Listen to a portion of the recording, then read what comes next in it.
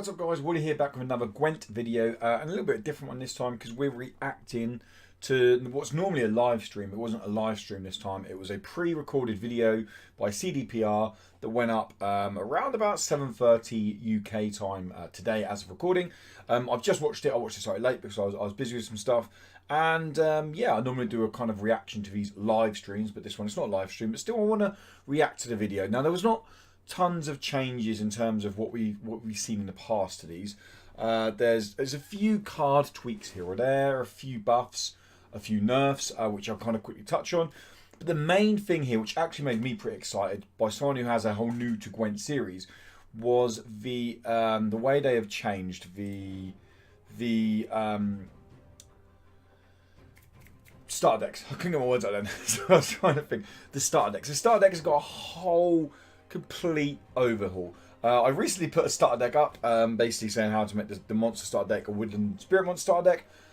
That's pretty much useless now because although I don't actually have access to the starter decks right now because the patch isn't live yet, every starter deck has had a complete overhaul on it, which, trust me when I say, was so badly needed. If you guys didn't know, oh my god, the starter decks were trash.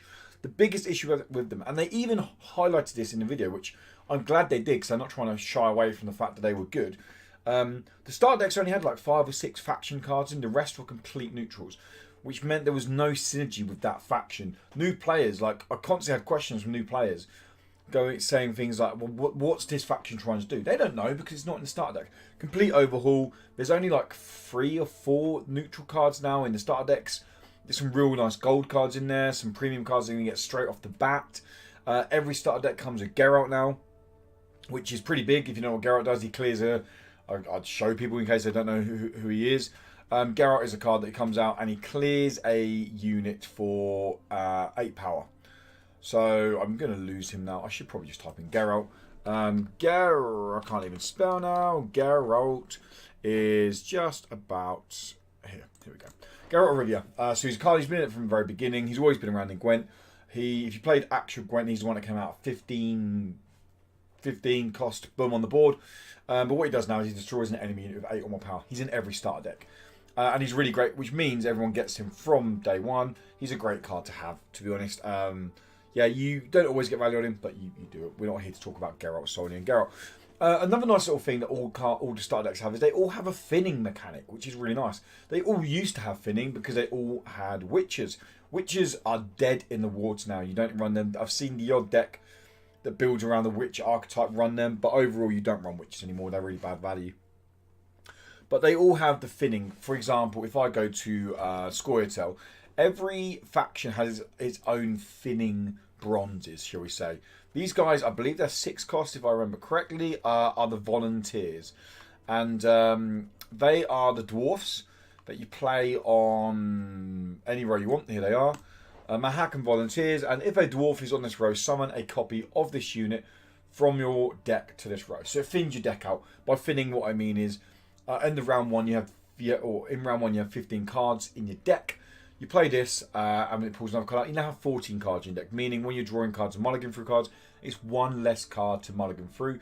That's why thinning's so good. You can get cards out your deck, so you've got more chance to find the cards you really, really want. Overall, the starter decks look really, really powerful. I'm going to do another video on ranking the starter decks. Once they're actually available and I can get my hands on them, I can play them. I'm going to do a video on, let's rank the starter decks. Let's see how they fare. And then if we come up here, another big, sorry, what I will say also, all starter decks, as I said, they play into the factions mechanics, but they are all co-built with the ambassadors. So Pumpkin is the Scoia'tael ambassador, Ocean Mud is the Monsters ambassador, Shinmiri is the Northern Realms? No. Is Shinmiri? I think Shinmiri is Northern Realms, and have I got that wrong? Anyway, I don't know who all the ambassadors are, but they have worked closely with the ambassadors for the ambassadors to give a bit more information on the starter deck. So that's just worth pointing out. But going on to other changes. Now, the deck building overview has got a big change. Again, you can't see it now because I don't have the update yet. So Basically, here where we've got these two numbers, 25 out of 25 cards, 136 out of 136, well, 163 out of 163 provisions. There's now 3 numbers here. Basically, and this brings a whole new mechanics to the game, which I do have an opinion on, and I want to share with you guys in this video. So 25, it will just say 25. That means you have to have 25 cards in your deck. Minimum 25 cards in your deck. No one runs more than 25 cards. Why would you run more than 25 cards? You then have a number here, which says 13. We get to that in a minute. And then over here, rather than having 163/163 for provisions, it has the number of how many provisions you have left. So when you first jump into the deck, if I jumped in with Fran, it would without any cards in my deck, it would say 163. That's what it would say. If I added say synthesis to the deck, it would say 153. No slash, no max, just 153. Meaning it kind of takes away the maths. So I haven't got to work out the maths of what I can and can't afford in my deck. I think this probably, personally, I don't think it's needed. Personally, I think seeing the max is not so much helpful, but it's fine. I quite like working the math out myself and going, well, I need this and this and this and this.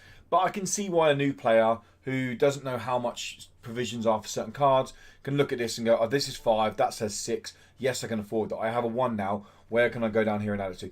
I can see why that would be nice for new players. And the middle number, now this I do have an opinion on. Middle number is the minimum amount of units you must have in a deck, which is 13. So that is official, guys. If you hadn't seen the video yet, you didn't know this, no unit decks are gone. They're done. That's it. Goodbye. See you later.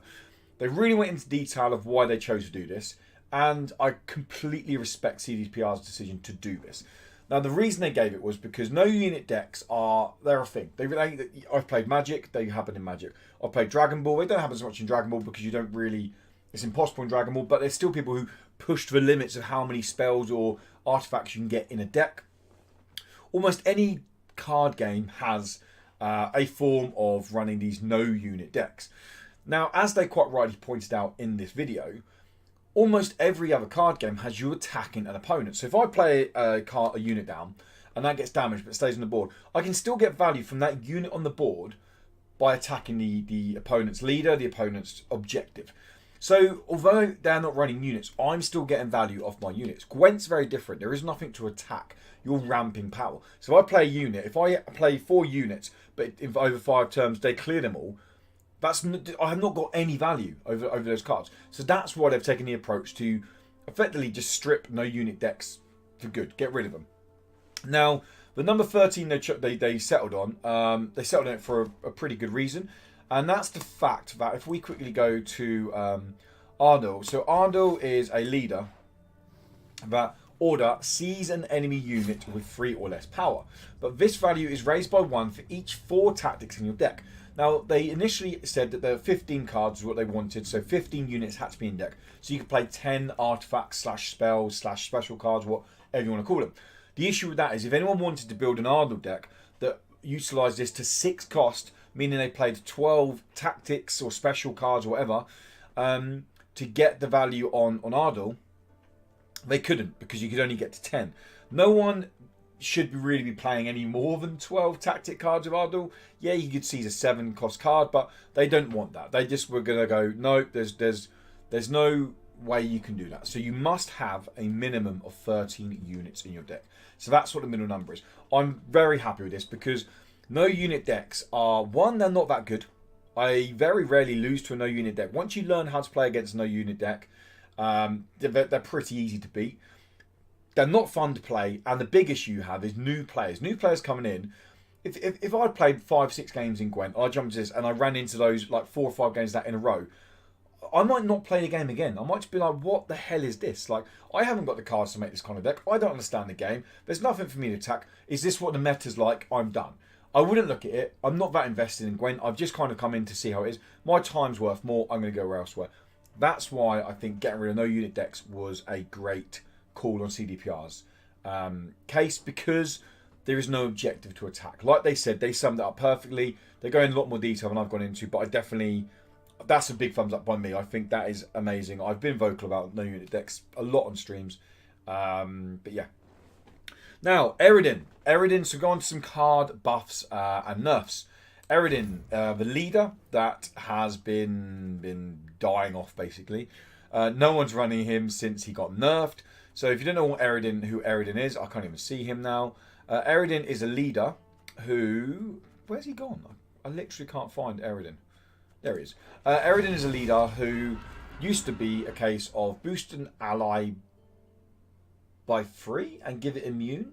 I can't even remember now. But anyway, he gave a unit immunity, meaning you cannot attack it, clear it. The only way you get rid of it is by playing a spell card that damages a highest unit and hope it's the highest unit.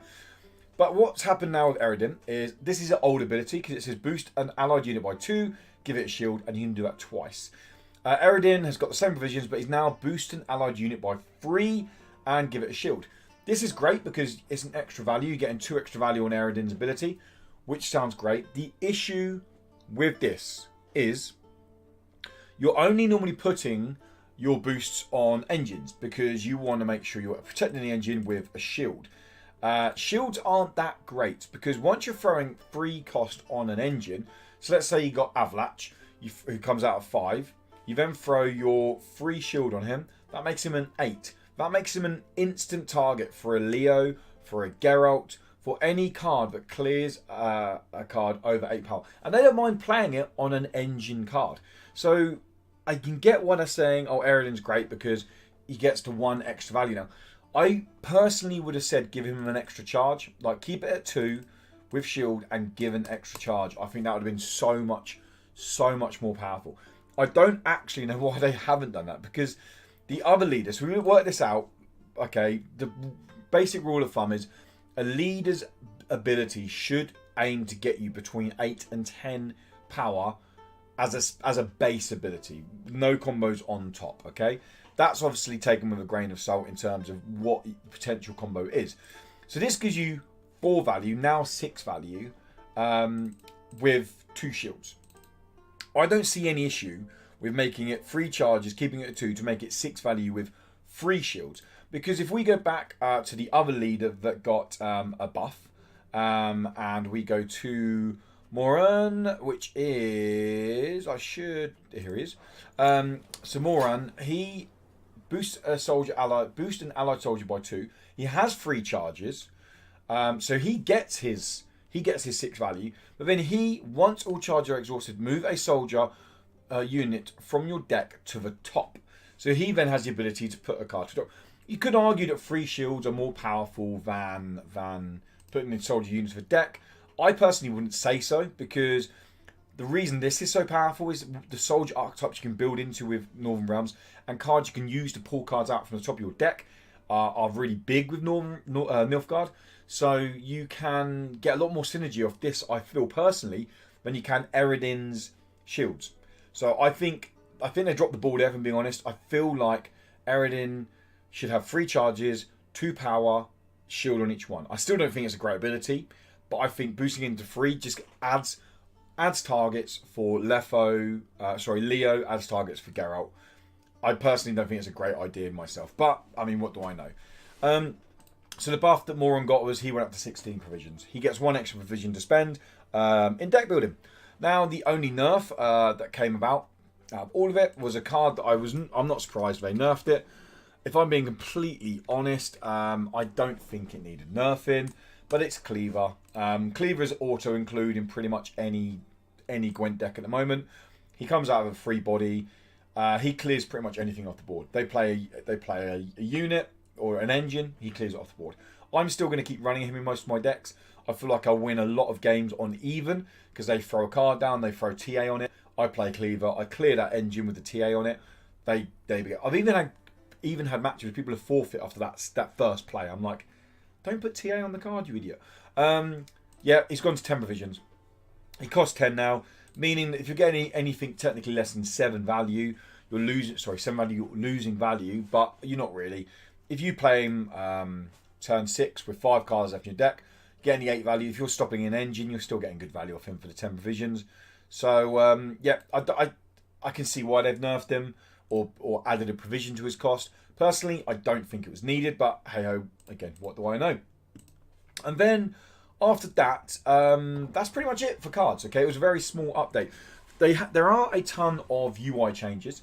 So on the boards, the row values on the right hand side are gone. you can basically, you can click on it to turn them back on if you want to, but they're gone. Where your leader is, the charges that your leader has left are a lot more prominent. They kind of pop out the screen a lot more. You can now have your avatar and your name in the bottom corner.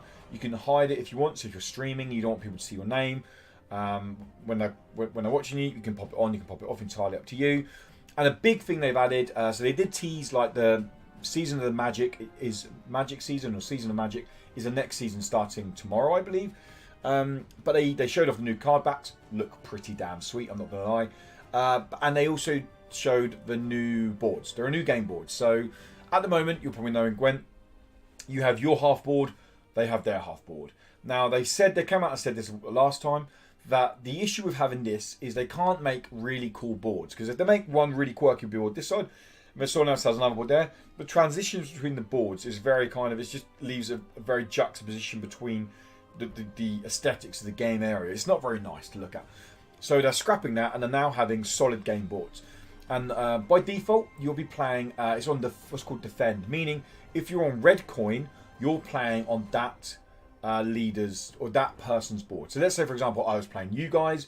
If I go second, so I'm on red coin, you have tactical advantage. You'll be playing on my board on default setting. If you was going second, I had tactical advantage. We'll be playing on your board. Now, you can change the setting to have it just on your board, just on your opponent's board. And so I'm probably going to keep it on Defend because I like having to mix up the variety and see what boards, as they add more boards to it. It also means they can add boards to the game. They have said the first board coming, or there's going to be 2 boards in the game. No, sorry, they're all the boards in the game that you can play on anyway, but that'll be whole boards now. And the new board you can buy in the shop, it isn't in the shop yet, but it will be coming in as a patch release, is the Tavern. It looks really cool. You're going to have to buy a meteorite dust. I didn't say how much the meteorite dust is. I don't have a lot of meteorite dust, you can see up here, so I'm going to be dropping some cash on that. But I've said vocally many times that I don't mind dropping cash on a game I've already got 500 hours in. Like, what? Yeah, I don't mind dropping. If it's a £5 for a board, brilliant. There's my £5. Give me the board. But yeah, I mean, other than that, UI changes have happened. The game looks a little bit cleaner around the edges. But overall, it's just a nice update. It's not a huge update, but it's very good for new players.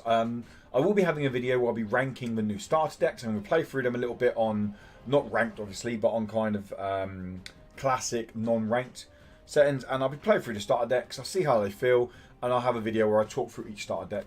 And maybe we'll do 5 cards to add to, so maybe we'll do 5 cards to add to the Scoretel deck first off, 5 cards to add to Skellige deck, maybe something like that, I don't know, but we'll do something with them in the new to Gwent series, because I don't think these starter decks get changed anymore. I think they stay as they are for now, because they look pretty damn solid. But that's it, guys, that's going to wrap the video up.